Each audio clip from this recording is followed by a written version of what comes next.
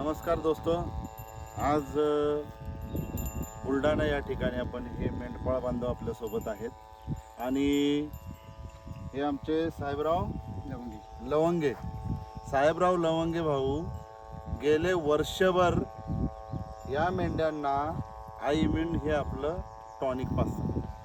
तर हे टॉनिक पाजत असताना त्यांना काय काय फायदा झाला ते आपण त्यांनाच विचारूया. ठीक आहे ना? तर लवंगभाऊ नमस्कार. आता मला सांगा, तुम्ही मेंढ्यामध्ये ज्या वेळेला आयमिन पाजत होता किती दिवस पाजलं ते? 3 महिने कंटिन्युअस पाजलं. बस काय त्याने फरक दिसला? शरीर चांगलं दिसायला लागलं, खाय चारा काढायला लागल्या, वजन वाढली. अच्छा, इंजेक्शन किती वेळा मारलं? इंजेक्शन मारलंच नाही, कसला आजारच नाही. बघा मित्रांनो, मला सांगायचं हेच की आपल्या मेंढ्यामध्ये जर आजारपण असतात तर आपण काय करतो, अँटीबायोटिक्स वगैरे देतात आणि अँटीबायोटिक्स हे शरीरासाठी घातकच आहेत. तर माझं असंच मला सांगायचं आहे की अँटीबायोटिक न देता फक्त आयमिनने सुद्धा तुम्ही तुमच्या मेंढ्यांची दुरुस्ती करू शकता. त्याचबरोबर मेंढ्या तयार करू शकता. मेंढ्याला धष्टपुष्ट आहेत ना आता? येस. ह्या त्यांच्या मेंढ्या आहेत. त्या साईडला थोडा कॅमेरा फिरवून दाखवा.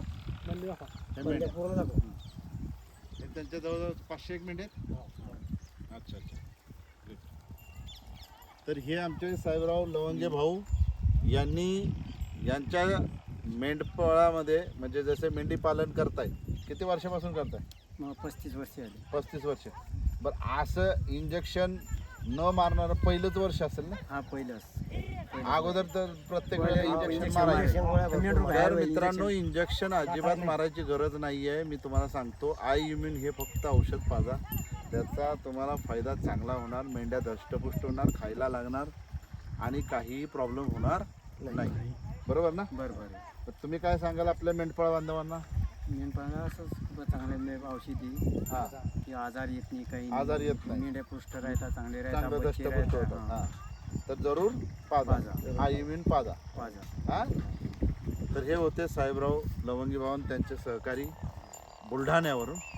तर आपणही आपल्या मेंढ्यांना जरूर आयमिन पाजा. धन्यवाद.